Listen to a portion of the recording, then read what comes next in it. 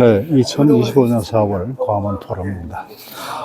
저희들은 이제 좋은 강의도 듣고 그리고 좋은 연주도 듣고 이렇게 이제 모임을 진행을 하는데, 오늘의 그 스피커는 4월의 연사로서 이계호 충남대학교 화학과 명예 교수님이십니다. 지난번에 제가 깊은산 옹달샘 된장당 글을 한번 제가 취재를 한 적도 있는데, 아무튼 대단히 오늘 유익한 그 강의가 될 것 같고요. 오늘의 그 연주자인데, 오늘의 연주자는 김민우 클라리넷, 이루미 피아니스트, 이렇게 W 모차르트 클라리넷 콘체르토 in A 메이저, 그 다음에 K622 세컨드 공명 사랑하기 때문에 유재하. 이쪽에 그 대중적인데, 우선 강연 내용부터 들어보시죠. 안녕하세요. 반갑습니다. 네. 귀한 모임에 초청해 주셔서 감사합니다. 대전에서 아침에 7시 반까지, 7시까지 오기가 좀 어렵더라고요. 그래서 어젯밤에 일찍 와서 여기 잤습니다. 자고 새벽에 일어나서 한 바퀴 돌다가 여기 왔습니다. 하여튼 여러분들 만나주셔서 대단히 반갑습니다. 저는 전공이 화학이면서 분석화학이 전공입니다. 그래서 제가 미국에서 학위를 마치고 충남대학교 부임했을 때는 주로 반도체, 첨단 신소재 등을 분석하다가 어느덧 식약처나 농림부에서 먹거리 시료, 여러분들 입으로 들어가는 모든 종류의 먹거리, 마트에서 구입할 수 있는 1차 농축수산물, 2차 가공식품에 대한 전수조사를 지난 25년 동안 현재도 하고 있습니다. 그래서 한국 사람들이 먹고 있는 먹거리의 과거와 현재를 가장 많이, 가장 정확하게 알고 있는 과학자입니다. 주로 이런 전문 학술 학회에 제가 발표를 하다가 저희 가정의 어떤 아픔을 겪으면서 이런 내용들은 꼭 일반인들은 알아야 되겠다 해서 2010년 7월, 지금부터 15년 전에 태초 먹거리라는 프로그램으로 암 환우분들 대상으로 무료로 강의를 시작했습니다. 주로 암 환우분들은 검진을 받게 되면은 표준치료, 수술, 항암, 방사선이라는 세 가지 수술 치료를 표준 치료를 하게 되는데, 병원에서 하는 그 표준 치료는 상처가 더 악화되지 않도록 증상을 치료하는 방법이거든요.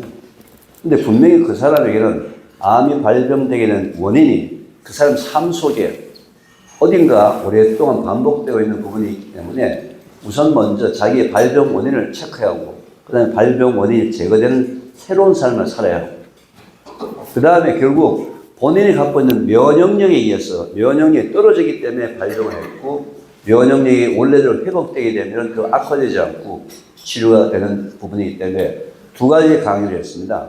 발병 원인을 찾는 강의, 그리고 면역력을 어떻게 원래대로 회복해서 유지할 것인가.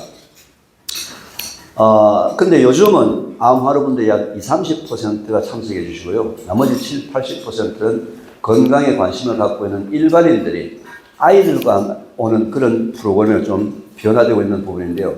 저는 그 부분을 굉장히 긍정적으로 생각합니다. 좀 전에 이제 저보고 조선일보에 난 기사를 보니까 상당히 역경, 그러니까 지금 여기 앉아 계신 분들은 저보다 더 역경, 밤새도록 얘기해도 모자랄 정도의 다 역경을 겪으신 분들이거든요. 왜냐하면 대한민국은 아시다시피 1953년도에 67달러의 국민소득에서 현재 36,000불이 되기까지는 엄청난 우리 기성세대 여러분들의 희생과 고통과 헌신과 무리가 있었거든요. 무리. 그랬는데 지금 현재 우리 젊은 세대들은요, 현재 36,000불의 이 풍요로움이 그냥 아무나 잘하면 다 이렇게 되는 줄 알거든요. 천만의 말씀입니다. 그래서 현재 대한민국이 이렇게 풍요롭게 사는 부분에 대해서는 우리 기성세대들의 엄청난 희생과 헌신과 고통과 무리가 바탕으로 된 나라다라는 부분인데, 거기에 대한 반대급부가 현재 우리나라가 이제 80세를 넘는 장수시대가 됐는데요. 장수국가입니다. 요즘 주위에 환갑잔치 한 사람 보셨습니까? 그죠? 요거도 먹습니다. 어디 누가 요즘 60은 노인이라고 그럽니까? 그래서, 근데 과거에는 왜 환갑잔치가 있었습니까? 그때는 60까지 사는 사람이 별로 없었기 때문에 60까지 살아서 고맙다고 감사잔치를 벌린 거란 말이에요.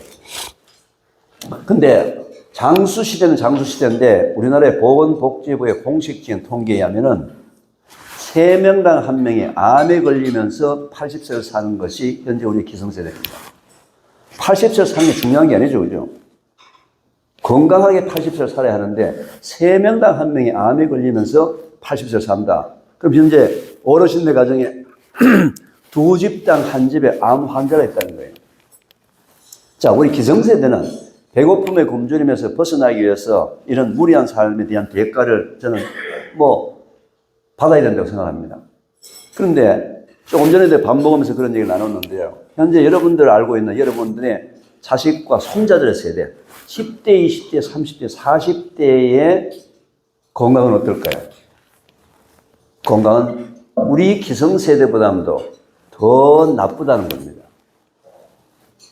현재 우리나라에 인구 10만 명당 45명의 대장암 환자가 있습니다. 전 세계 194개국 중에서 대장암 환자 많기로 몇 등쯤 하겠습니까? 대략 194개국 중에서 3등이요? 우리는 말이죠. 뭐든지 간에 1등을 해야 합니다. 전 세계 1등입니다. 그런데 제가 가장 가슴 아프게 생각하는 통계는요. 20세에서 49세까지 젊은 사람들의 대장암 환자가 전 세계 1등입니다. 20세에서 49세. 분명히 발병 원인은 있겠죠. 발병 원인. 10만 명당 40명의 결핵 환자가 있습니다. 여러분, 결핵이 언제 걸린지 아십니까? 못 먹고, 영양실조, 그리고 면역력이 떨어질 때는 가장 후진 국행병입니다. OECD 38개국 중에서 우리나라가 결핵 환자 많기로 몇 등쯤 하겠습니까? 이제는 생각도 안 하고 무조건 1등이라고 그러죠. 역시 이것도 1등입니다. 역시 이것도 1등입니다. 우리나라는 말이죠. 20대, 30대에 결혼하지 않는 젊은 여성들의 유방암 환자 숫자가 미국보다도 3배, 4배가 더 많습니다. 원인이 있다는 거죠, 원인이. 우리 젊은 세대의 삶 속에 원인이 있다는 겁니다. 그럼 육체적인 건강은 이런데 정신적인 건강은 어떨까요? OECD 38개국 중에서 여성 자살률 1위입니다. OECD 38개국 중에서 노인 자살률 1위입니다. OECD 38개국 중에서 남자 자살률 2등입니다. 현재 우리나라의 청소년의 사망 원인의 첫 번째가 뭔지 아시죠? 자살입니다. 현재 대한민국은 말이죠. 경제적으로 뭔가는 그럴듯하게 보이는데 정신적으로, 육체적으로, 특히 다음 세대, 10대, 20대, 30대 세대는 지금 거의 바닥 상태입니다. 이렇게 통계가 나쁜 나라가 없습니다. 제가 어제 저녁에도 전주에 가서 전주 SBS 방송의 파트너인 JTB에서 제가 강의를 했는데요. 그때 강의 듣고 의사 선생님이 그러더라고요. 정부에서 모든 청소년들의 스트레스 지수를 조사하는 게 있답니다. 스트레스 지수를 조사했는데 중고등학교 스트레스 지수가 전 세계 1등이랍니다. 우리 중고등학교 아이들이 말이죠. 행복지수. OECD 국가 중에서 우리나라 중고등학교의 행복지수가 몇 등쯤 하겠습니까? 38개국 중에서. 38등입니다. 꼴찌입니다. 어른들은 33등. 뭔가는 잘 사는 것 같은데 그다지 행복한 것 같지는 않다. 바쁘기만 바쁘고. 저는 개인적으로 제가 이제 태초 먹거리라는 프로그램을 진행하면서 수없이 많은 약한 사람들 또는 건강에 관심을 갖고 있는 사람들, 염려인 사람을 상당히 많이 만났습니다. 제 유튜브, 이계호 교수의 유튜브를 누가 그러더라고요. 현재 누적된 뷰 숫자가 보니까 약 3천만이 넘었다 할 정도로 현재는 건강에 대해서 뭔가가 염려증이 현재 대한민국을 휩쓸고 있습니다. 그래서 제가 15년 동안 이런 프로그램을 진행을 하다 보니까 이제는 우리 기성세대의 건강을 유지하는 것도 중요하지만 우리 다음 세대에다가 물질적인 부유함만 물려주는 것이 아니라 정신적으로 육체적으로 건강한 사회를 유산으로 물려줘야지만 우리 기성세대가 지금 현재 우리 기성세대가 갖고 있는 사명이지 않을까. 그저 뭐 애 키워서 학교 보내주고 시집장가 보내줄 때까지 후원하는 게 아니라 그 아이들이 영원히 자자손손 건강하게 살도록. 왜냐면요, 아까 제가 말씀드린 대로 우리나라가 워낙 배고픔에 굶주리면서 벗어나고자 워낙 격렬하게 살았기 때문에 진짜 아까 말씀한 대로 격동의 시대에 그동안 살았지 않습니까? 현재도 살고 있지만 기본이 다 무너져 있습니다. 기본이 다 무너져 있다고. 교육계에서도 기본이 다 무너져 있고요. 먹거리에 대한 기본도 무너져 있고요. 그래서 작은 부분이지만서도 기본적으로 한번 돌아가 보자. 특히 이제 오늘 여기 이제 오신 분들도 마찬가지 그동안에 얼마나 격동의 시대가 사셨습니까? 그죠? 그럼 지금 이 상태를 유지하기 위해서는 어떤 기본이 필요할까? 제가 몇 가지만 좀 말씀을 드리겠습니다. 이제 나이가 들어가면 들어갈수록 좀 무시하고 살았던 부분이 있거든요. 근데 그게 건강할 때, 나이가 젊었을 때는 그걸 이길 수 있는 능력이 많이 생기는데 나이가 들어갈수록 거기에 대처 능력들이 떨어지기 때문에 몇 가지 좀 기본을 회복해야 될 부분이 있습니다. 첫 번째는요, 기본적으로 가장 중요한 기본이 물과 소금입니다. 이 부분에 대해서 잘못 알고 있는 부분이 있어서 그렇습니다. 첫째, 물은 말이죠. 작게 먹어도 안 되고 많이 먹어도 안 되고 자기 몸에 꼭 적절한 양만 마셔야 합니다. 많이 먹어도 안 좋고 작게 먹어도 안 좋습니다. 물을 작게 먹게 되면 말이죠. 혈액이 찐득찐득합니다. 혈액의 농도가 높아져요. 왜냐하면 여러분 의지에 관계없이 호흡, 땀, 소변, 대변을 통해서 일정량의 물이 몸 바깥으로 빠져나가는데 빠져나가는 양만큼 물은 꼭 보충해 줘야 하거든요.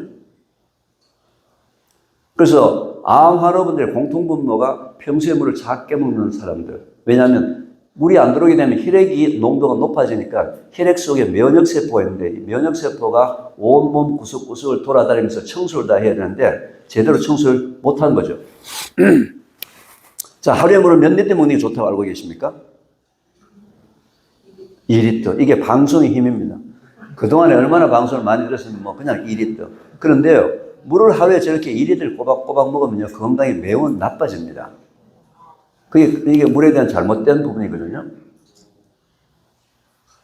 여름철에 즐겨 먹는 과일이 뭡니까?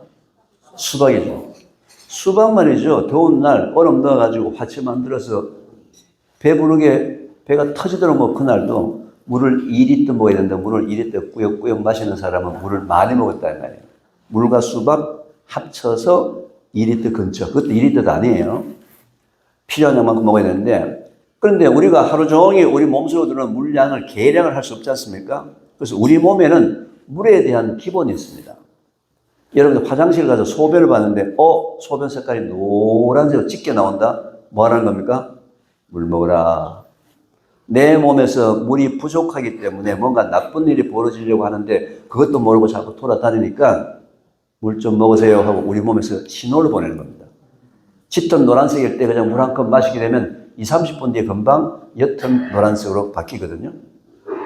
이 중에 비타민 B군이나 종합 비타민을 드시면 소변 색깔이 노랗게 나오는데 그 노란색은 병아리 색깔 같이 밝은 노란색, 물 부족 노란색은 누런 황토색이라서 금방 표시가 납니다.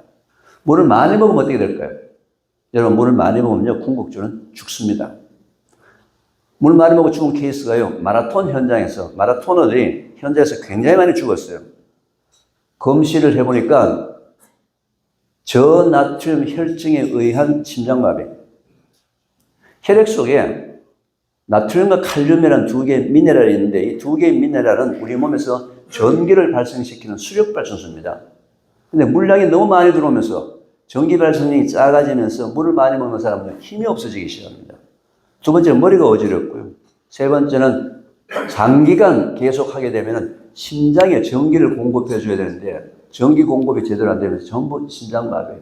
그래서 연세 드신 분들 중에서 특별한 질환이 없는데도 밤에 주무시다가 그냥 돌아가시는 돌연사 하시는 분의 거의 대부분 다가 바로 이 저나트륨 혈증에 의한 심장마비사입니다. 우리나라는 지금 현재 저나트륨 혈증 환자 계속 급증하고 있는데요. 잘못된 건강상식 3가지 때문에 그렇습니다. 물을 많이 먹으면 많이 먹을수록 좋다. 저염식이 좋다. 채소, 과일 많이 먹으면 좋다. 이 3가지를 동시에 하고 있는 사람들은 저나트륨 혈증 쪽으로 가고 있기 때문에 생활 태도를 좀 바꿔야 합니다. 채소나 과일에는요, 나트륨이 아주 소량으로 들어있고 전부 칼륨입니다. 이뇨제 역할을 하는 칼륨만 들어있어요. 그래서 이 염소나 양 같은 초식 동물들은 목동이 반드시 개들한테 뭘 주죠? 소금을 줘야 합니다. 야생에 사는 초식 동물들은 산 위를 돌아다니면서 풀도 없는 산 위를 왜 다녀요? 돌소금 찾으러 다니는 중이거든요. 저염식, 우리나라의 전통 음식인 김치나 된장, 간장류가 워낙 고염식이기 때문에 고염식을 하는 사람에게 저염식을 하자고 정부에서 아주 대대적으로 과감하게 홍보를 너무너무 하다 보니까 착각하기 시작합니다. 아, 저염식이 건강하구나. 아니에요. 저염식도 건강한 것이 아니고 고염식도 건강한 것이 아니고 반드시 하루에 우리 몸에 꼭 필요한 소금량이 있어야 된다는 겁니다. 왜? 우리 몸의 모든 소금의 농도, 염도의 농도가 소금의 농도가 0.9%를 유지를 해줘야 되거든요. 근데 우리가 땀을 통해서 소변을 통해서 소금이 계속 빠져나가는데 빠져나가는 양만큼의 소금을 보충해 줘야 된다는 거예요. 그래서 여름철에 여러분들 열심히 운동하고 난 다음에 땀 흘리고 난 다음에 다 알죠, 그죠? 물만 먹지 말고 소금도 같이 먹어라 이런 얘기를 하지 않습니까? 근데 워낙 이게 소금이 나쁘게 얘기를 하다 보니까 그렇게 되는데 세계보건기구에 들어가 보면요, WHO 홈페이지 들어가 보게 되면 어른의 경우에는 하루에 5g의 소금을 꼭 먹어야 한다. 5g은 티스푼, 차 숟가락으로 한 숟가락 정도의 소금량이에요. 여러분들이 현재 고염식인지 저염식이지 아는 방법이 있습니다. 주로 고염식인 사람은요, 찌개나 국을 먹을 때 국물을 다 먹는 사람은 고염식입니다. 그분들은 저염식을 하셔야 합니다. 라면을 끓였는데 면 건져 먹고 난 다음에 그 라면 국물에다가 밥 말아 먹는다? 고염식입니다. 꼭 저염식을 하셔야 돼요. 근데 저염식인 사람은 어떻게 아느냐면요, 내가 물을 마셨는데 5분, 10분 이내로 바로 화장실 가고 싶은 사람은 몸에 나트륨량이 작은 겁니다. 특히 전립선에 이런 질환이 없는데도 불구하고 밤에 화장실을 2-3번 간다. 몸에 소금량이 작다는 겁니다. 그때는 조금 하면 짠 음식을 한번 드셔보세요. 금방 화장실에 가는 횟수가 줄어든다고요. 그래서 가장 정확하게 아는 방법은요, 여러분들 정기검진할 때 혈액검사를 합니다. 혈액검사할 때 의사 선생님에게 나트륨과 칼륨 2개 항목을 추가해 주세요. 나트륨, 칼륨 2개를 추가해 주세요 하게 되면 돈 얼마 들이지 않고 정기검진할 때 항상 여러분 혈액 속에 있는 나트륨과 칼륨 2개가 전기를 발생하기 때문에 심장마비에 관련된 있는 부분이기 때문에 꼭 연세가 들어갈수록 한번 정기검진할 때 혈액검사에서 나트륨, 칼륨 2개의 농도를 꼭 측정해 보시기 바랍니다. 돈 그렇게 많이 안 들어가요. 10,000원 이하 정도 될 거예요. 한번 넘어가도요. 그래서 이 소금 부분에 대해서는 실제로 여러분들이 찌개 국물이나 국에 국물을 다 먹지 않는 이런 습관을 갖고 있는 사람은요, 하루에 5g의 소금을 먹을 수가 없어요. 들어온 양이 5g이 안 된다고요. 계속 부족하게 됩니다. 꼭 기억하시고, 그런데 이제 물을 너무 많이 마셨다 하게 되면요, 소변 색깔에서 노란색이 사라지고 투명하게 됩니다. 소변 색깔이 투명하게 된다면 무슨 얘기라고요? 우리 몸에 물량이 너무 많다. 그때는 우리가 물을 작게 먹든지 그렇게 해서 조정을 하셔야 됩니다. 근데 제가 이제 물 얘기를 하면요, 주로 나는 녹차 먹는다, 뭐 결명차 먹는다, 보이차 먹는다, 뭐 이거 어떻게 하라는 거냐? 차는 차같이 드시고 물은 물같이 드시면 괜찮은데요, 현재 우리나라 사람들은 차는 물같이 벌컥벌컥 들이키면서 물은 차같이 홀짝홀짝 성의만 표시합니다. 차는 차같이 즐기시고 물은 물같이 먹되 먹는 양은 뭘 보고 한다? 소변 색깔을 보고 옅은 노란색이 되도록만 즐기시면 전혀 문제가 없습니다. 물에 대한 부분들은 현재 우리 인체에서 면역력을 키우는데, 면역력을 키우는데 가장 기초공사에 해당되는 부분이거든요. 현재 대한민국 사람들이 이 물 먹는 양만 소변 색깔을 보고 옅은 노란색이 되도록 유지한다면 지금 현재 우리나라 국민 건강재정본 거의 1, 2조를 절약할 수 있을 정도로 우리나라 사람들이 현재 물을 잘 마시지 않습니다. 특히 어린 아이들과 젊은 세대들. 그래서 오늘 혹시 집에 가시게 되면 아들이나 손자, 손녀에게 물 먹는 방법, 소변 색깔이 짙으면 마시고 투명하면 마시지 않아서 하루 종일 옅은 노란색의 소변을 볼 수 있도록 그 습관을 바꾸게 되면 그 사람의 운명이, 그 아이의 운명이 바뀔 수가 있습니다. 물 한 잔이 그 사람의 운명을 바꿀 수가 있습니다. 이렇게 중요한 건데도 불구하고 너무 지금 소홀하게 취급이 되어 있거든요. 서울에 계시는 분들은 주로 저는 정수기를 추천을 합니다. 뭐 그 이유에 대해서 묻지 마시고요. 하여튼 서울에 있는 분들은 정수기를 추천합니다. 왜냐하면 서울 지역은 다른 지역에서 하고 다르게 미생물이라든지 이런 걸 소독하는 방법이 달라요. 다른 지역에서는 아직까지도 여러분 잘 아시는 염소 소독이라는 걸 합니다. 냄새나는 염소 소독 있지 않습니까? 그 미생물 죽이게 하는데 서울 지역은 좀 더 염소 소독을 하지 않고 첨단 방법을 쓰는데 하여튼 정수기를 사용하는데 그럼 뭐 정수기 어떤 정수기가 중요하냐? 비싼 게 중요하냐? 싼 게 중요하냐? 정수기의 기능에 대해서는 여러분들 너무 신경 쓰지 마시고 왜냐하면 이게 이제 아파트를 타고 들어오면서 수도관이 노후화가 됐든지 아니면은 이제 그 아파트 저장고에 들어서 2차 오염이 일어나기 때문에 2차 오염이 일어났던 부분들에 대해서 걸러주는 역할만 하는 아주 간단한 정수기도 전혀 관계가 없습니다.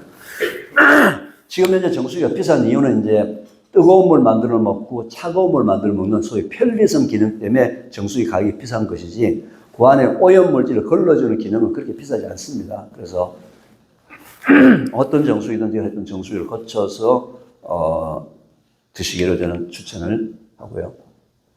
그 다음 두 번째는 아까 제가 말씀드렸다시피 왜 우리나라에 그 젊은 층에서 대장암 환자 1등 왜 우리나라 20대 30대 여성들의 그 유방암 환자가 많을까? 유방암이라는 것은 원인은 여러 가지가 있는데 그 중에서 가장 큰 원인이 호르몬 대사의 불균형입니다. 원래 나이 50대여서 갱년기, 폐경기는 여성 호르몬이 줄어드는 시기거든요. 왜 줄어들까요? 여성 호르몬이 분비가 된다는 얘기는 배란이 돼서 임신을 할 수 있다는 거예요. 그래서 50 근처에서 그 힘든 갱년기를 겪는 이유가 뭐라고요? 이제 50까지는 애 출산하고 뒷바라지하고 고생 실컷 했으니까 남은 인생은 이제 혼자서 한번 멋지게 잘 살아봐라 라고 지금 자연이 준 선물이에요. 선물 얘기하니까 지는 안 하니까 말이지 선물이라고 지금 그렇게 지금 표정을 비추는데 그럼 제가 여성분들에게 묻겠습니다. 여러분들은 갱년기 폐경기가 없이 해가지고 70, 80, 90까지 여성 호르몬이 막 계속 나와가지고 배란이 돼가지고 70, 80, 90까지 애 놓는 거 선택하시겠습니까? 갱년기 선택하시겠습니까? 물을 필요가 없지. 그죠? 물을 필요가 없지 않습니까? 그죠? 그래서 갱년기, 폐경기는 두려움의 대상이 아니고 감사하면서 이겨나가야 될 대상인데 이 여성이 50년 동안 어떻게 살았는지 모르지만 여성 호르몬이 줄어드는 시기에 뭐예요? 과다 분비가 바로 유방암의 가장 큰 원인. 남자들도 갱년기가 있습니다. 남자들도 마찬가지예요. 그래서 원래 유방암은 말이죠. 나이가 들어서 걸리는 병입니다. 미국은 40세 이하의 유방암 환자 숫자가 전체 유방암의 10에서 15%, 8, 90%가 50대, 60대, 70대, 80대. 우리나라는 40세 이하의 젊은 여성들의 유방암 환자 숫자가 전체 유방암의 몇 %쯤 될까요? 50%입니다. 현재 대한민국에 살고 있는 여러분들 사랑하는 딸, 손녀들은요, 다른 나라에 없는 유방암 발병 원인 속에 노출된 삶을 살고 있습니다. 그런데 안타깝게도 이 대한민국 사회가 아무런 관심을 가지지 않고 있습니다. 저는 개인적으로 20대, 30대 대한민국의 여성이요, 대한민국에서는 제일 중요한 사람들이에요. 왜요? 대한민국의 미래를 짊어지고 간 차세대 아이들 잉태하고 출산할 이 여성들이 출산율 꼴찌라는 건 두 번째 치고 결혼하기 전에부터 유방암으로 고통받는 그리고 전체적으로 20세에서 49세까지 대장암 환자가 전 세계 1등 자, 그러면 다음 세대가 우리 이렇게 물질적인 풍요로움을 물려줬는데 정신적으로 자살률 1위에다가 육체적으로 전부 암 환자들 어떡하라는 거예요? 그래서 현재 탈출 먹거리를 말이죠. 15년 지나고 난 다음에 지금은 국민운동으로 바뀌었습니다. 어떤 국민운동이요? 다음 세대들에게 건강한 사회를 유산으로 물려주죠. 라는 부분에 대해서 저는 특히 이제 먹거리나 생활 습관, 오늘 제가 또 밥을 먹으면서 또 여러 가지 말씀을 해주시는 분들이 뭐냐면 미술이라든지 음악이라든지 예술 부분들도 이게 정신적인 부분하고 결부가 되는데 요즘 이게요. 에피제네틱스 후성 유전자라는 이름으로 전부 다 한데 과학으로 다 뭉쳤습니다. 아까 면역력이라고 얘기했는데 말이죠. 아, 교수님 면역력 뭐 좋게 하려면요. 홍삼 먹으면 됩니다. 그것도 어디 파는 그 비싼 그 건강 기능식품 먹으면 된다. 이렇게 얘기하는데요. 자, 홍삼 속에는 진세노사이드라는 성분이 포함되어 있기 때문에 면역력이 좋다는 건 맞습니다. 그런데 그 면역력이 좋은 그 홍삼을 먹을 때, 아침 먹을 때 부부 싸움을 하고 먹으면 효과가 없어요. 면역력이라는 것은 그렇게 굉장히 복합적인 거라고요. 전인적인 거라고요. 그런데 면역력에 가장 영향을 주는 부분은 첫 번째 팩터가 아까 말씀드린 대로 물이라고 그랬다면요. 두 번째, 특히 한국의 젊은 세대 애들에게 대장암과 여러 가지 호르몬 대사에 영향을 미치는 첫 번째 음식으로서는 주범이 고기입니다. 동물성 고기. 우리나라 사람들은요, 고기를 많이 먹어야 된다고 생각합니다. 많이 먹으면 좋다고 생각합니다. 왜요? 여러분 다 아시지 않습니까? 현재 우리 기성세대들, 과거에는 어땠습니까? 고기가 부자의 상징이었습니다. 고기 아무나 못 먹었어요. 현재 우리 어르신네들은 말이죠, 고기에 대해서 한이 맺혀 있습니다. 그래서 애들 키울 때, 현재 40대, 50대 아이들 키울 때, 자식들 키울 때 어떻습니까? 자기 입에 하나 안 먹더라도 그 아이들 고기를 많이 먹는 게 좋다라고, 많이 먹는 게 좋다는 인식을 심어줘가지고 그 아이들이 지금 손자, 손녀 세대, 10대, 20대도 그대로 대물림을 해주고 있거든요.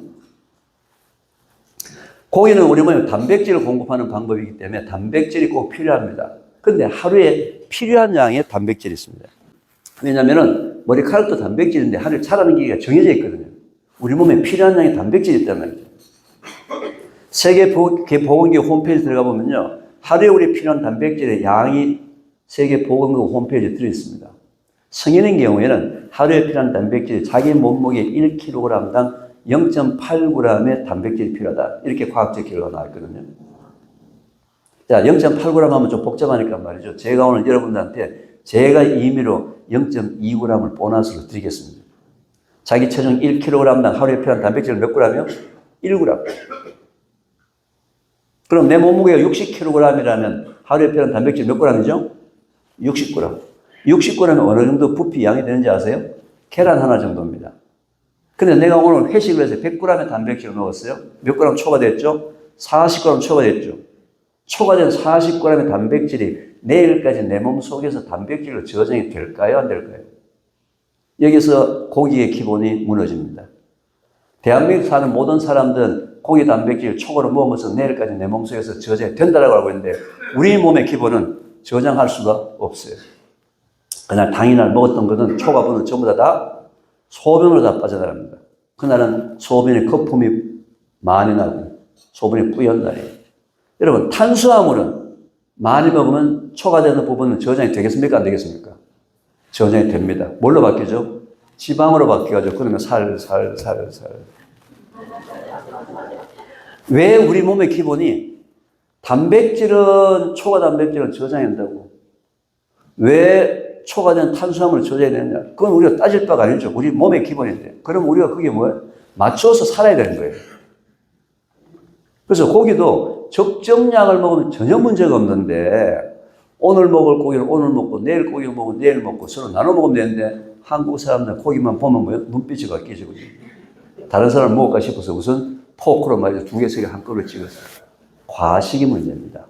고기가 문제가 아니고요. 고기는 아무 죄가 없어요. 과식, 폭식이 문제가 됩니다. 고기 먹지 말자가 아닙니다. 어떻게 해요? 매일매일 조금씩 필요한 양들만 먹으면 될 텐데 그걸 자꾸 과량 먹습니다. 왜? 그렇게 교육받았거든요. 한 15만 원이나 20만 원짜리 뷔페집에 간다면요. 한두 달 전부터 엄마가 아이들 반수합니다. 얘야, 이 집은 비싼 집이니까 절대로 채소로 배치우지 말고 고기로 배치하라. 그리고 밤에 늦게 먹는 고기. 독약입니다. 왜냐하면 늦게 먹는 고기를 소화시키려면요. 장이 여러분 주무시는 동안에 장은 일을 해야 돼요. 여러분 주무시는 동안 장이 2시, 3시까지 계속 일을 한다고. 장이 밤에 잠을 자는 것이 기본인데 전 세계에서 나이에 관계없이 밤에 장을 가장 많이 야근시키는 나라가 바로 한국입니다. 당연히 면역세포가 떨어질 수밖에 없죠. 능력이. 그죠? 밤에. 고기도 좀 일찍 먹으면 괜찮아요. 낮에 먹든지 6시, 7시 좀 일찍 먹고 소화시켜놓고 11시, 12시 되면 아무 문제 없는데 대한민국 사람 현재 뭡니까? 야식 문화. 대단하죠? 이런 야식 문화가 있습니까? 없어요. 전 세계 이런 야식 문화가 어디 있습니까? 24시간 음식을 배달해주는 그것도 전부 방방곳곳에서. 이런 나라 있습니까? 없어요. 불과 이게 10여 년 사이에 생긴 야식 문화인데 야식의 거의 대부분 다 또 뭐예요? 고기를. 학교에서 수능 준비한다고 말이죠. 학교에서 야자 수업하고 학원 갔다가 11시, 12시에 쭉 늘어져가지고 집에 들어오면 엄마가 애 불쌍하다고 그 아이 원기 회복한다고 그 밤중에 뭐 해줍니까? 돈가스 튀겨주고요. 닭다리 튀겨주고 또 엄마가 말 한마디 붙죠. 얘야 이거 사온 거 아니야. 엄마가 직접 만든 거야. 그 아이는 그거 먹고 수능 점수 1, 2점 더 많아가지고 좋은 대학에 들어갈지 모르겠지만 그 아이의 면역력은 지금 바닥으로 기어내려가는 거예요. 대전에 제가 있는데 충남대학교 바로 옆에 카이스트라는 학교가 있습니다. 우리나라에서 제일 똑똑한 과학에서 제일 유명한 진짜 최고의 애들 오죠. 전부 우울증 환자가 너무 많습니다. 계속 자살하는 애들 많이 생기고요. 결핵이 한번 번지면 집단 결핵이 걸립니다. 가장 주범이 아까 말씀드린 고기인데 고기를 너무 많이 먹는 거, 밤에 너무 많이 먹는 거, 또 어떻게 먹는 거? 태워서 먹는 거. 이 세 가지가 주범이에요. 아까 제가 우리나라가 20대에서 49세까지 대장 환자가 전 세계 1등이라고 했는데 2등이 어딜까요? 2등이 호주입니다. 제가 참 궁금했어요. 호주는 공기도 좋고 고기도 굉장히 좋은 소고기거든요. 풀만 먹고 키우는 소고기예요. 사료를 안 먹어요. 풀이 워낙 많기 때문에. 제가 작년 가을에 호주에 보름을 호주하고 뉴질랜드를 다니면서 왜 이 젊은 세대가 이 호주라는 뉴질랜드에서 전 세계 2등의 대장 환자 만들까? 가보니까요. 그 좋은 소고기를 가지고 그릴 바비큐 전부 고기 전체를 다 새까맣게 다 태워서 먹더라고요. 완전히. 고기가 탄 부분은요. 저희들이 끊어서 저희 실험실에서 분석해보면요. 벤조피렌이라는 1군 발암물질. 1군이라는 얘기는 뭐냐면 그거 먹으면은 무조건 암세포가 100% 생긴다. 지금까지 내가 검은 고기 많이 먹었는데요. 검은 고기를 많이 먹어서 발암물질이 들어와서 암세포가 생긴다 하더라도 면역력이 정상을 유지하게 되면 다 청소합니다. 근데 면역이 떨어져 있을 때 그때 먹었던 한 점의 검은색 고기가 20년, 30년 뒤에 그 사람의 운명을 바꾸는 거예요. 그래서 그 고기류 부분들. 그 다음에 그러면 결국 그 부분 말고 해결할 방법이 뭐냐? 여러분 우리나라가 말이죠. 지금까지 단백질 공급원이 고기가 아니었습니다. 우리나라 사람들의 단백질 공급원이 뭡니까? 콩입니다. 콩을 먹고 지금까지 대한민국 사람들이 살았는데 현재 우리 젊은 세대가 콩을 먹어야 안 먹어요? 안 먹습니다. 전혀 안 먹습니다. 그게 전부 고기 단백질로 바뀌었거든요. 콩이 우리나라가 원산지입니다. 한병대와 만주 지역에서 전 세계로 콩이 펼쳐나갔거든요. 한병대 위에 흐르는 강 이름이 두만강입니다. 두자가 콩두자입니다. 만자가 가득 찰 만자예요. 그 추운 그 강에 콩이 얼마나 많이 가득 찼으면 두만강이라고 부르는 이 대한민국에서 현재는 콩이 남아도옵니다.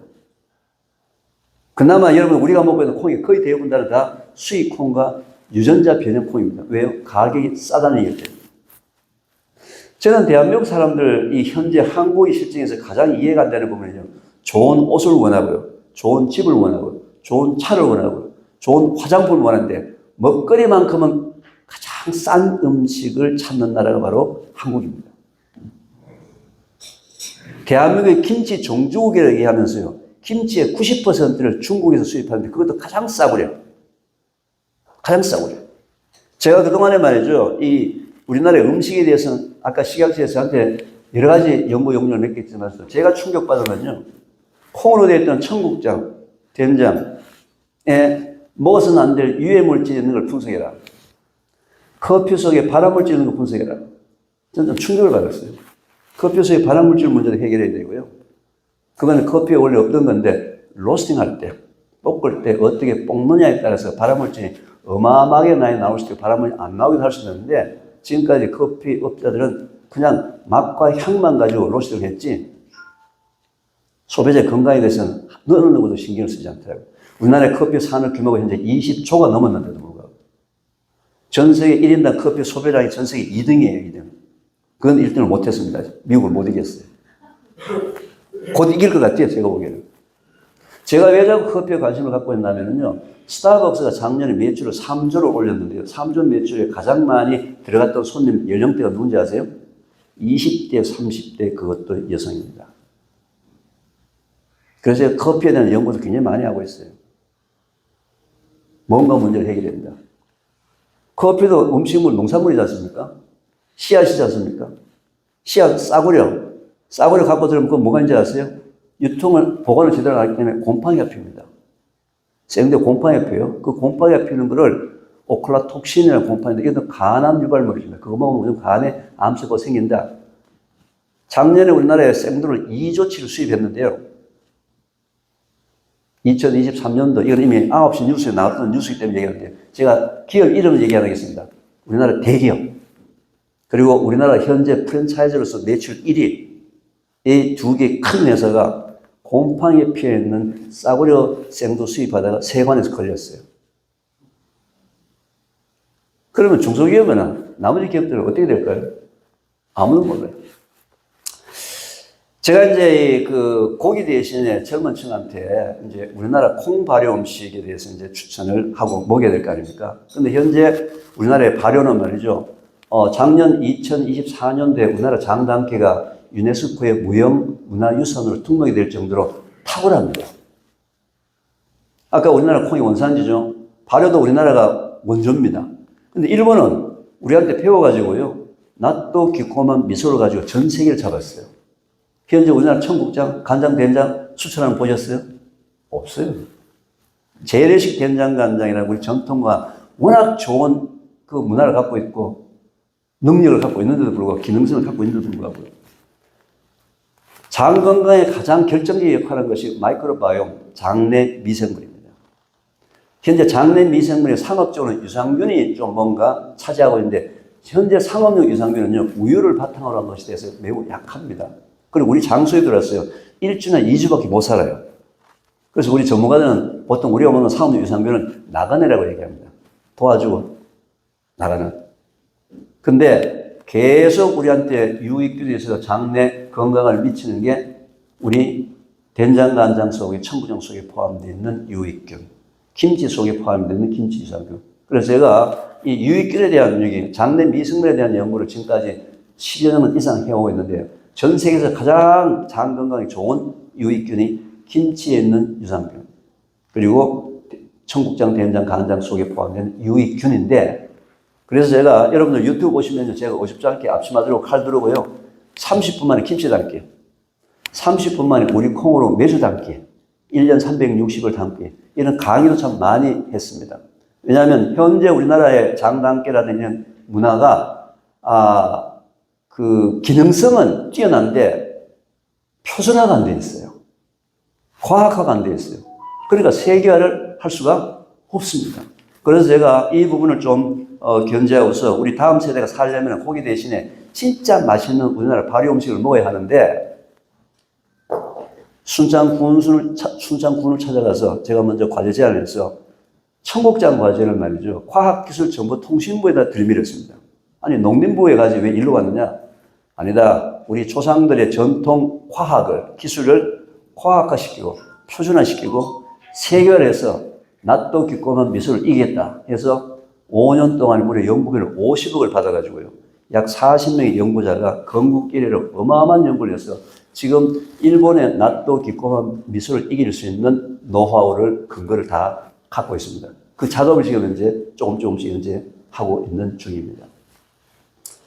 저는 역시 사업가가 아니기 때문에 이런 부분을 가지고 어떻게 사업할 수 있는 그런 부분들을 가지고 지금 몇 군데 지금 얘기를 하고 있는 중인데 저는 이런 부분들도 이건 우리나라의 젊은 세대의 미래와 또 세계 실제로 여러분 K푸드 하시면 K푸드가 뭐예요?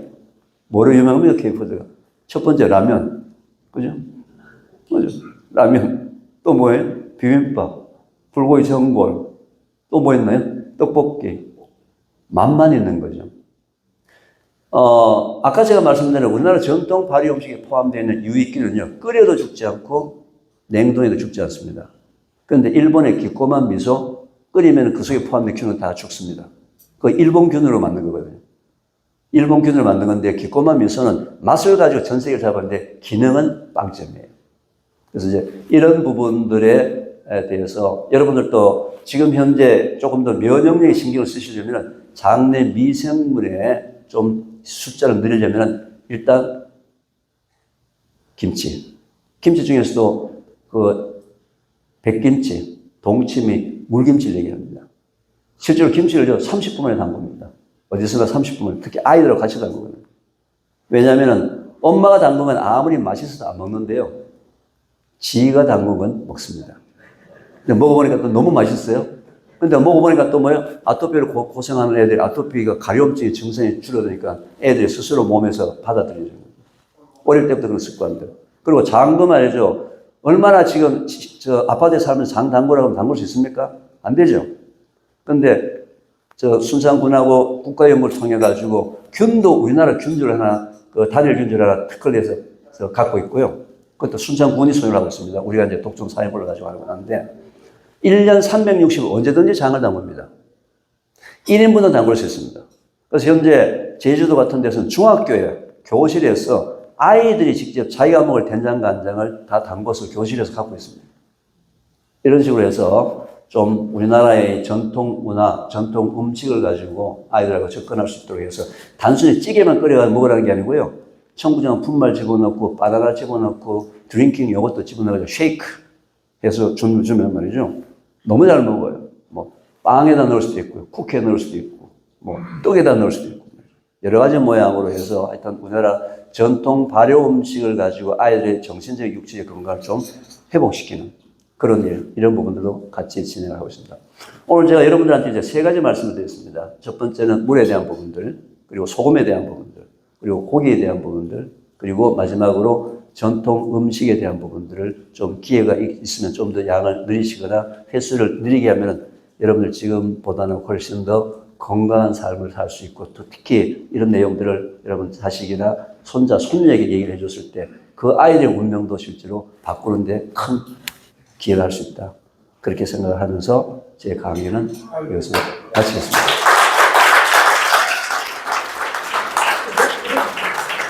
질문이 많을 것 같은데 좀 제가 사회자 근원으로 적절히 조절을 하도록 하겠습니다. 네, 질문 있으시면 제가 질문을 받겠습니다.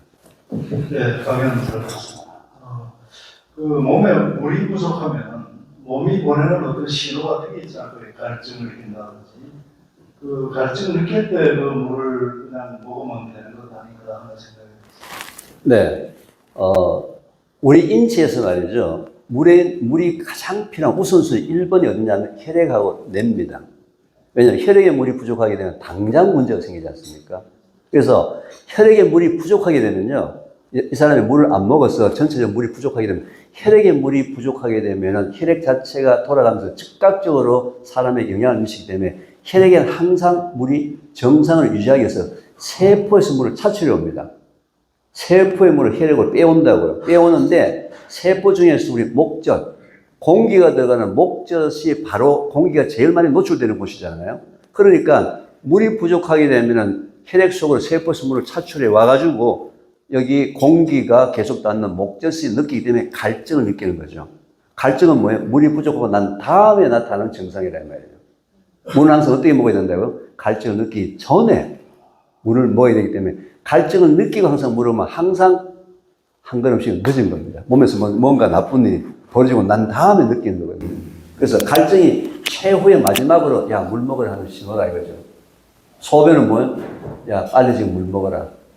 그래서 갈증을 느끼는 것보다는 갈증을 느끼기 전에 미리 물을 좀 먹어주는 게 좋습니다. 그래서 하루에 소변을 여러 번 보는 이유가 뭐겠습니까? 그때마다 알아서 물 챙겨서 먹으라고. 여러분 좀 귀찮지만 소변을 여러 번 보는 이유가 그거예요. 대변같이 아침에 한번 딱 뿜어 하면 오고 가면 물이 부족하면 큰일 나지 않습니까? 그래서 소변을 방송을 여러 번 보는 이유가 뭐라고요? 그때마다 나오는 물의 양이나 소금의 양이 다르기 때문에 물을 그때부터 챙겨서 먹으라니까 갈증을 느끼는 것보다는 갈증 전에 드시는 것을 추천합니다. 네, 잘 알겠습니다. 네. 저기 운영하고 계시는 태초 먹거리에 대해서 짧게 좀 설명을 해주세요. 예, 태초 먹거리는 아까 제가 말씀드린 대로 암 환우분들을 대상으로 2010년 7월에 무료로 시작을 해서 지금까지 15년을 하고 있는데요. 한 1년 전서부터는 15,000을 받습니다. 강의 프로그램에. 왜냐하면요, 대기자가 많은데 날씨가 나쁘면 노쇼가 너무 많아요. 자기가 못 온다고 연락해주면 그 다음 순서 사람한테 연락이 갈 텐데, 그래서 15,000을 받으니까 노쇼가 100% 사라졌어요. 신기하더라고요. 차라리 그럼 15만 원, 150만 원 받을 거를 15,000원 때문에 사람이 나오더라고요. 그래서 강의 프로그램이 3시간 반짜리 강의 프로그램이 기본적인 강의입니다. 그다음에 두 번째가 이제 체험 교실이 있습니다. 체험 교실이 바로 30분 만에 우리 콩으로 된장 매주 담그기 운동. 그래서 그건 1년 360을 언제든 담글 수 있고요. 그래서 지금 현재는 작년 우리가 10월달에 시작해서 지금 현재는 전국적으로 약 60개의 체험 교실이 오픈되고 있습니다. 서울 지역에도 한 6군데가 7군데가 있거든요. 거기 언제든지 가면은 가서 그냥 자기가 먹을 된장 간장을 아이들하고 같이 가서 된장을 담궈서 집에서 놓고 먹을 수가 있습니다. 태초 먹거리 홈페이지 들어오게 되면은 서울 지역이라든지 전국에 그 태초 지역 체험 교실의 운영자 이름, 전화번호, 주소가 지금 다 나와 있거든요. 그걸 참고하시면 되고요. 세 번째는 1박 2일이나 2박 3일짜리 프로그램을 숙박 프로그램을 진행합니다. 숙박 프로그램에 원래는 이제 저희 태초 먹거리 숙박 시설을 쓰는데 저희들 태초 먹거리 숙박 시설이 강의 전용이다 보니까 화장실이 부족해서 할 수 없이 충주에 있는 그 고도원님의 아침 편지라는 그 프로그램을 진행하는 깊은 산속 옹달샘이라는 그 시설이 있는데 그 숙박 시설이 약 200여 명이 숙박 시설 하고 있는 쪽에 있더라고요. 거기서 이제 1박 2일 또는 2박 3일짜리 숙박 프로그램을 현재 진행하고 있는데 이름하여서 황금변 캠프입니다. 들어가서 숙박에다 나올 때 직접 황금변을 경험하고 황금변을 경험하기 위해서 어떤 음식과 어떤 반찬을 만들어야 되는지 반찬을 직접 거기서 만듭니다. 그 집에 가서 계속 만드는 방법도 배우고 또 일부 김치를 만들어서 좀 들고 가기도 합니다. 태초김치라고 얘기하면서 김치를 만들어서 들고 가기도 하고 하는 그런 프로그램이 그래서 주로 이제 3가지가 진행이 되고 있고요. 그 다음에 주로 하는 부분들이 이게 방송이나 강의를 통해서 다음 세대, 미래 세대를 좀 살리는 어떤 이런 국민 운동 부분에 대해서 계속 하는 게 있고요. 일단은 이제 인식을 바꾸기 위해서 작년서부터 이제 청국장 먹자 얘기하니까 청국장이라는 단어가 굉장히 혐오감이 있지 않습니까?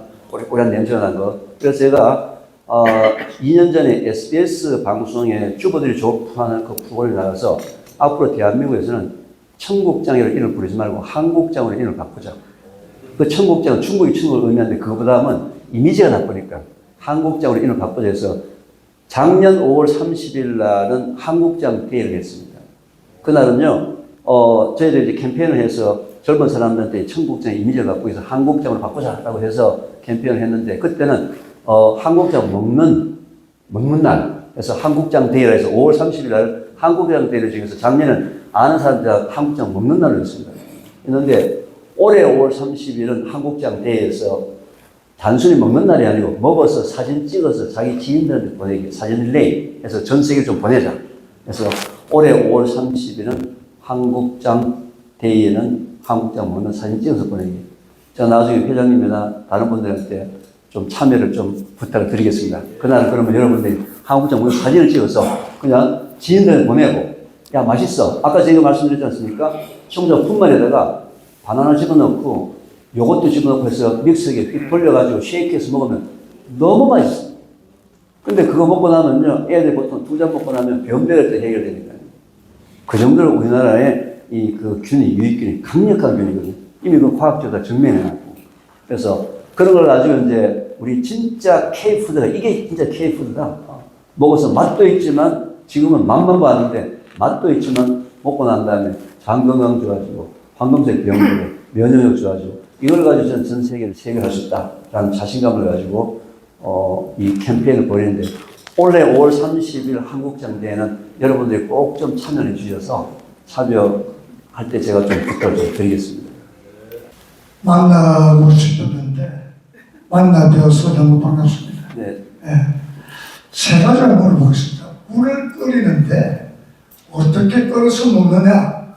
전에 교수님이 하시면 물을 낙차를 그냥 컵에 부어서 먹지 말고 물을 데우면은 낙차를 두고 따라서 산소하고 뭐 합수가 그런 말씀 그거 하고 두 번째 소금이 히말라야 암염이 있습니다. 히말라야 암염과 우리나라 신안 소금과 차이점이나 어떤 소금이 히말라야 소금이 더 좋은지 그 암염에 대해서 좀 말씀해 주시고 셋째는 커피를 비타민을 먹고 커피를 2시간 안에 먹으면 비타민의 효과가 없다는데 그게 사실인지 그거 좀 부탁드리겠습니다. 감사합니다. 네. 첫 번째 이제 물을 이제 끓여서 먹어야 되냐, 끓이지 말아서 먹어야 되냐 얘기를 하는데요. 보통 우리가 생수라는 단어를 사용하는 이유가 물을 끓인 물에다가 그대로 식힌 다음에 거기다 건붕어를 집어넣으면 건붕어는 비실하다 죽어요. 왜냐하면 건붕어는 물 속에 있는 산소를 먹고 사는데 끓이는 과정 중에 산소가 다 날아가서 산소 포화다가 내려가기 때문에 물고기 못 사는 거예요. 그래서 끓여서 물을 드시는 것은 저는 추천하는 이유가 뭐냐면요. 서울은 관계가 없는데 지방에는 아직까지 미생물 소독할 때 염소로 소독한다고 그랬지 않습니까? 염소가 남아있으면 그게 발암물질이에요. 근데 그 염소의 발암물질은 THM이라는 트라이할로메탄이라는 발암물질인데 이건 끓일 때는 다 날아가요. 그 끓이게 되면은 미네랄은 전혀 날아가지 않는데 유해 물질들은 날아가기 때문에 끓여서 드시는데 물론 물을 끓이게 되면 산소 포화도가 낮다 그랬죠. 산소 포화도를 내리는 방법이 두 가지, 올리는 방법이 두 가지예요. 물을 그대로 식히게 되면 온도가 떨어지게 되면 산소 포화도도 증가합니다. 물을 식히세요. 식히고 난 다음에 그 다음에 물을 주전자 같은 거로 해서 물을 한번 주르륵 따라서 붓게 되면 내려오는 과정에서 공기하고 접촉을 해서 산소가 다시 또 들어가겠죠. 그래서 끓여서 식혀서 폭포수를 만들어 먹으면 원래 생수가 된다. 이런 의미입니다. 원래 생수가 된다. 근데 끓일 때 거기다가 현미 볶은 거, 현미를 살짝 볶아가지고 끓여서 먹으면요. 현미 볶은 그 폭포수는 너무 맛있어요. 물맛 없다고 얘기하시는 분한테 한번 줘보세요. 너무 맛있습니다. 그리고요, 두 번째는 이제 소금에 대한 부분인데요. 제가 이 소금에 대해서 강의하면 분명히 어떤 소금을 먹어야 되냐, 히말라야 핑크 소금을 먹어야 되냐, 안데스의 뭘 먹어야 되냐, 뭐 죽염을 먹어야 되냐, 천연유를 먹어야 되냐, 정제염을 먹어야 되냐. 결론은 아무 소금이나 드셔도 전혀 문제가 없습니다. 별 특별한 차이가 없는데요. 히말라야 핑크 소금은 소금 속에 미네랄이 포함되어 있는데 일부 미네랄에서 핑크 색깔을 내는 미네랄이 포함되어 있는데 그걸 먹는다 해서 꼭 우리 인체에 좋다. 그것은 아닙니다. 그건 아니라고요. 그죠? 왜냐하면 히말라야 핑크 수건에 들어있는 그 미네랄 정도는 우리가 채소 과일 속에도 그보다 더 많은 양이 포함되어 있기 때문에 전혀 문제가 없기 때문에 특히 비싼 게 좋다는 인식은 버리셔야 됩니다. 제일 좋은 건 이제 아무래도 천연이 제일 좋은데요. 소금의 종류는 너무 신경 쓰지 마시고 그냥 주위에 있는 대로 가격이 비싼 거 말고 그냥 드시면 됩니다. 세 번째가 비타민. 비타민. 커피와 비타민의 관계. 일단 이렇게 이해하십시오. 저는 의사가 아닙니다. 의사가 아니기 때문에 이제 그렇게 얘기하는데요. 실제로 이제 이런 거예요. 우리나라 사람들이나 전 세계 사람들 다 건강에 대한 염려증이 있습니다. 예를 들면 이런 겁니다. 전자레인지 오븐 속에다가 뭘 데펴 먹거나 하게 되면 전자파가 나가지고 뭔가 안 좋다 하더라. 이런 걸 인터넷에 한번 돌았어요. 그 다음에 전자레인지 속에 넣어가지고 뭔가 커피 한 잔을 물 한 잔 끓여 먹을 때마다 그 생각이 나면은요, 정신건강에 안 좋은 거예요. 좋든 나쁘든 떠나가지고. 전자레인지가 위험하냐, 위험하지 않느냐 떠나가지고, 전자레인지 속에 내가 물을 한 잔 데펴 먹을 때, 그거 언제 보니까, 카톡에 뭐 이런 내용이 있던데, 그 생각이 나면은 안 좋은 거란 말이에요. 그럼 결론이 뭐예요? 사용하지 않아야 된다는 거죠. 그냥 정신건강이 나쁘니까. 자, 커피 마찬가지. 커피 드시고 난 다음에 얼마나 빨리 동시에 비타민을 드시는지, 비타민을 커피로 드시는지 난 그건 모르겠지만, 먹을 때마다 그 생각이 나면요, 커피하고 비타민하고 따로 드세요. 따로 드시지. 꼭 그걸 제 얘기를 듣고 괜찮다라고 듣더라도 또 생각이 납니다. 뒤에 가면. 그러니까 커피 가지고 비타민 드실 때는 물로 드시고, 근데 모든 약은 거의 대부분 다가 모든 약이나 비타민이나 모든 부분들은 음식을 먹을 때 같이 먹어주는 것이 우리 몸에서 소화시켜 나가는데 몸이 받아들이기가 편하거든요. 왜냐하면 몸은 얘가 상추에서 왔는지 비타민에서 왔는지 모르지 않습니까? 그죠? 우리 몸은 그죠? 같이 먹어버리거든요. 그래서 양을 좀 늘린다는 생각인데, 자, 종합 비타민에 대한 생각은 한 가지 여러분이 꼭 바꾸셔야 될 게 있습니다. 종합 비타민은 주가 아니에요. 여러분은 비타민을 부라고 해요, 부. 그게 무슨 얘기냐면, 우리 인체에는 여러분 음식을 통해서 들어오는 영양소가 종류가 매우 다양합니다. 수백 가지, 수천 가지가 들어오는데, 여러분 종합 비타민은 한번 라벨을 보세요. 뒤에 뭐가 들어있는지. 많아봐야 50가지, 60가지밖에 없어요.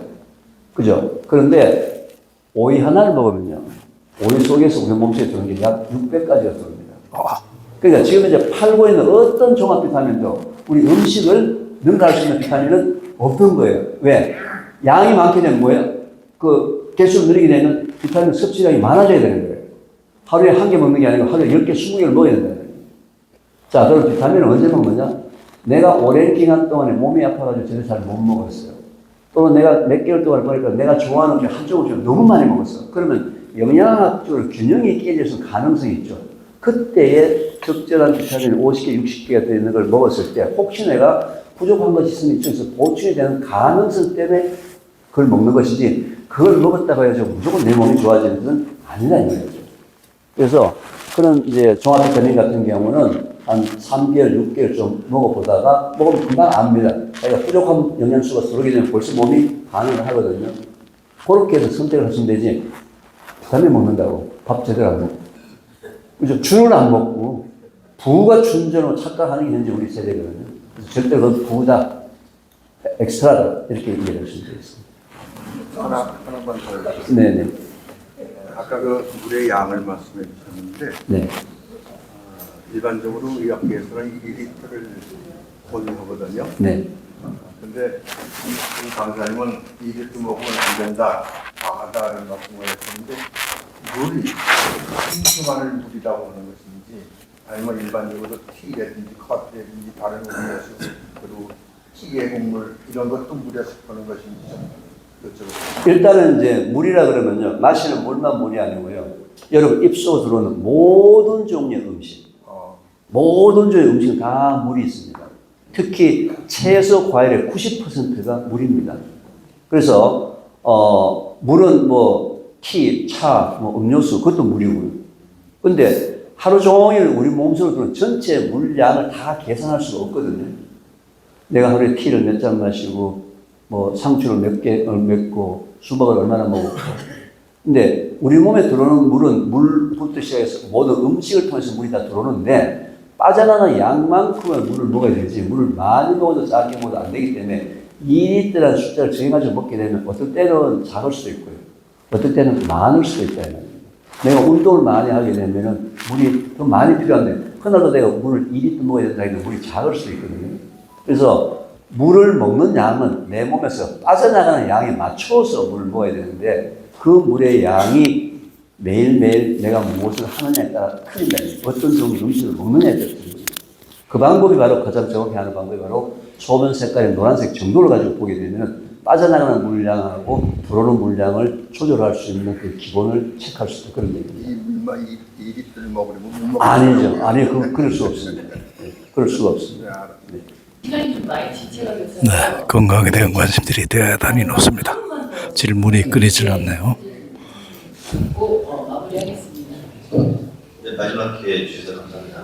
오늘 이제 상식을 뒤집는 강의 정말 잘 들었습니다. 근데 제가 오늘 여러 가지 바뀐 상식 중에 항상 궁금했던 게 이 김치나 청국장에 유산균이 들었다고 했죠. 근데 우리가 가지고 있는 상식은 이제 유산균 같은 경우는 열에 굉장히 약해서 죽는다. 그런데 항상 김치찌개를 상상 오면서 이거 끓여 먹어도 괜찮다 그런 생각이 있었는데, 오늘 그걸 죽지 않는다고 했거든요. 그랬을 때 조금 어떻게 그래도 그나마 덜 죽게 하는 방법이라든지 맛있게 끓이는 방법이 있다면 몸에 도움이 되지 않을까 그런 생각을 해봤습니다. 네, 한 가지 제가 말씀드린 내용 중에 수정 하나 하겠습니다. 우리나라의 전통 발효 음식의 균이 두 가지가 있습니다. 김치 속에 포함되는 김치 유산균이라고 얘기합니다. 청국장, 된장, 간장 속에 포함되는 균을 고초균이라고 얘기합니다. 균의 종류가 달라요. 다르기 때문에 김치 유산균을 끓이면 죽습니다. 근데 김치 유산균은 끓이지 않고 그냥 먹었을 때는 일반적으로 여러분 사먹는 그 상업용 유산균은 위산이 pH가 2인데요. 위산이 거의 다 죽어요. 근데 김치 유산균은 위산에 삽니다. 그래서 김치를 생걸로 먹었을 때는 김치 유산균이 그대로 밑으로 내려간다. 라고 생각하시면 되고, 김치는 끓였을 때는 일단 유산균이 죽는다. 그거는 이제 제가 수정을 좀 하겠습니다. 그래서 이제 대신 이제 고초균이 포함되는 청국장이나 된장, 간장은 끓여도 죽지 않는다는 거죠. 근데 김치찌개는 의미가 없네요. 유산균에 대해서는, 예, 유익균에 대해서는 김치는 그 좀 이제 균이 죽기 때문에, 끓이면 죽기 때문에 그런데 청국장이나 된장, 간장 속에 포함된 건 끓여도 죽지 않는데, 자, 우리는 김치는 유산균이 포함되어 있죠. 그 우리나라 전통식으로 만든 청국장, 된장, 간장에 고초균이라는 게 안 죽죠. 그랬습니까? 일본의 기꼬만 미소는 그 속에 포함된 균을 황국균이라고 합니다.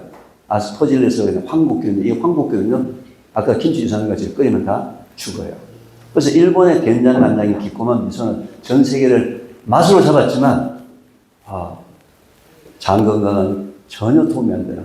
근데 우리나라 이 전통장에 있는 균은 끓여도 죽지 않고, 냉동에 죽지 않는 균이 있기 때문에 얼마든지 이걸 가지고 기꼬만 미소를 이길 수 있는 화학 증거를 다 갖고 있어요. 이걸 어떻게 이제 세계화를 할 거냐에 대한 숙제가 남아있는 거죠. 그 몫은 저는 아니라고 생각합니다. 저는 사학과가 해야 되지, 저 같은 과학자에서는 사업은 하면 안 된다고 저는 생각합니다. 그래서 사업하는 사람은 계속 찾고 있는 중입니다. 찾고 있는 중이고요. 그 다음에 이제 그러면은 가장 좋게 할 수 있는 방법은 뭐냐? 일단은 제가 이제 순창군과 함께 국가여행을 통해서 개발한 그 우리 모든 발효 음식은 발효 콩에는 냄새가 나지 않습니다. 거의 꼬리꼬리한 냄새가 없어요. 없기 때문에 어디다가 넣어서도 먹을 수가 있거든요. 어디다 넣어서. 아이들이 먹는 방법에는 빵이나 뭐 애들 즐겨 먹는 뭐 잼이라든지 그냥 넣어서 그냥 타서 주기라고요. 그래서 먹는 방법에 대해서 일단 그런 그 냄새가 없기 때문에 어떤 방법이든지 간에 맛있게 드시면 되는데, 하여튼 저는 나중에 혹시 시간이 만약 된다면 말이죠. 언제 이번에 시간이 된다면은 이런 아침에 와가지고 다들 여기서 말이죠. 김치 담궈가지고 한번 먹어보는, 직접 여러분 먹어보는, 너무 쉽거든요. 담궈서 가져가 보고 먹어보는 그런 일도 한번 일어났으면 좋겠다. 그리고 여러분들 개인적으로 관심 있으시면 이미 대전에 저희 본부에서 하는 교육 프로그램이라든지 아니면 서울 시내에서 진행되는 그 매주 당국이 체험교실에 아이들하고 함께 가서 엄마들이 하는 그런 프로그램 참여를 좀 해주시면은 아마 우리 그 미래 다음 세대 건강한 아이들에게 건강이라는 유산을 물려주는 일을 담당하지 않을까 저는 그렇게 생각합니다. 네, 감사합니다.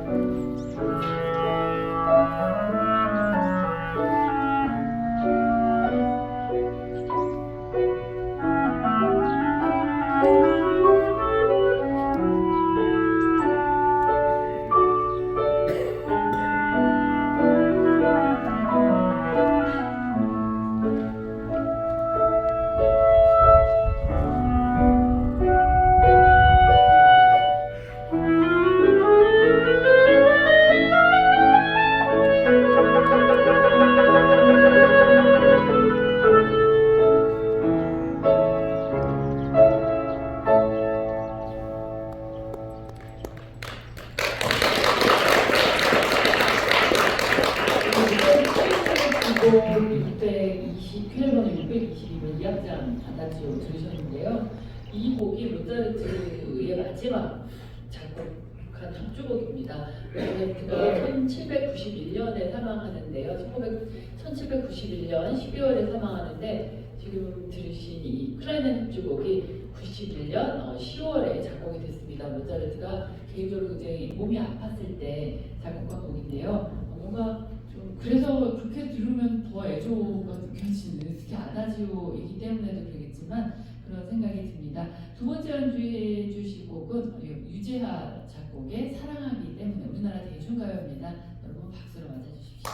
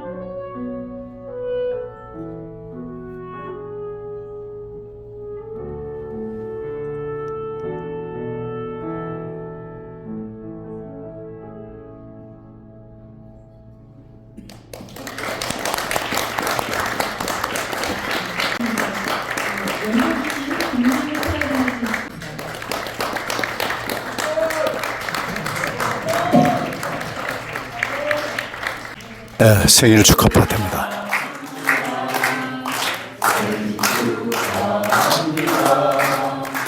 사랑하는 회원님 생일 축하합니다. 네, 매달 생활자들을 모시고 생일 파티하는 것은 우리 포럼의 아주 전통입니다.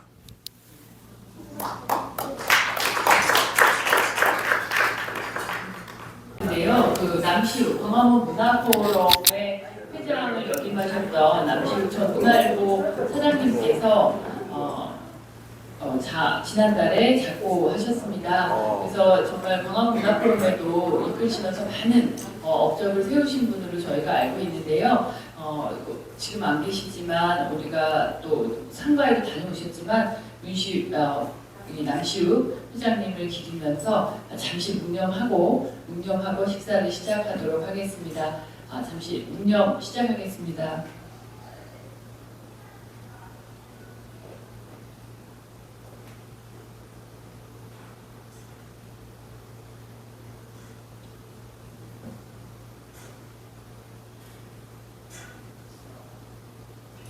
순국선을 미 토구경량에 대한 묵념.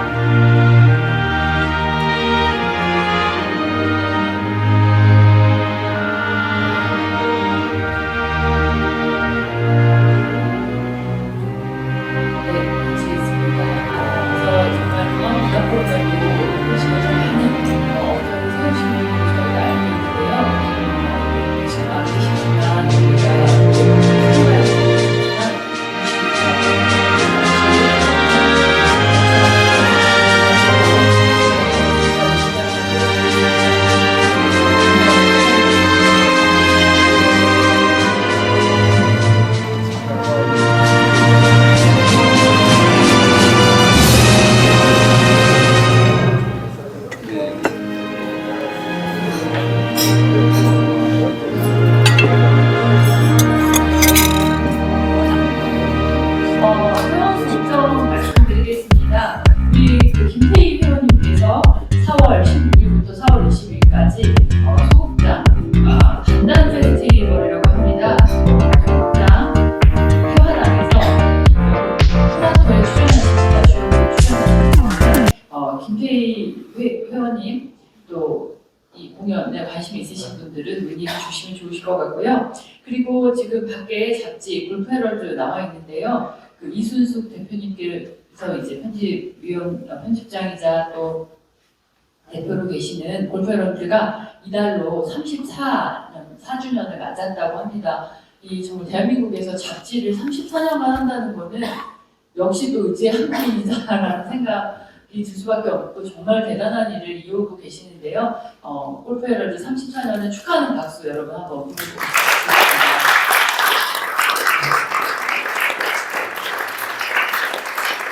운영하셔서 우리 지난달에 이제 오셨던 홍태선 건축가의 인터뷰도 있고요. 다양한 아주 좋은 콘텐츠들이 지금 책 안에 마련이 되어 있는 걸 볼 수 있었습니다. 여러분 나가시는 길에 골프 헤럴드 이순수 회원님께서 제공해 주셨으니까 감사한 마음으로 한 번씩 가져가시면 좋겠습니다.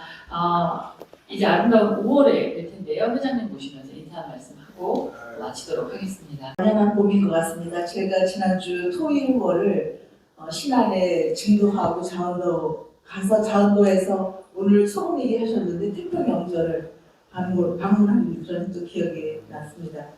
이제 벚꽃도 만개하고 여러분들 좋은 봄날을 맞이하시기를 부탁을 드리고요. 5월 8일 날이 저희 강화문 포럼 모이는 날인데 또 어버이날입니다. 그래서 그날은 또 다 참석하셔서 우리가 스스로 자축할 수 있는 그런 분위기를 또 만들어 보겠습니다. 여러분 건강하십시오. 다음 달에 뵙겠습니다. 감사합니다.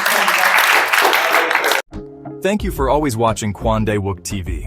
Your support means the world to me. I promise to repay your kindness with even better content. 권대욱 TV였습니다.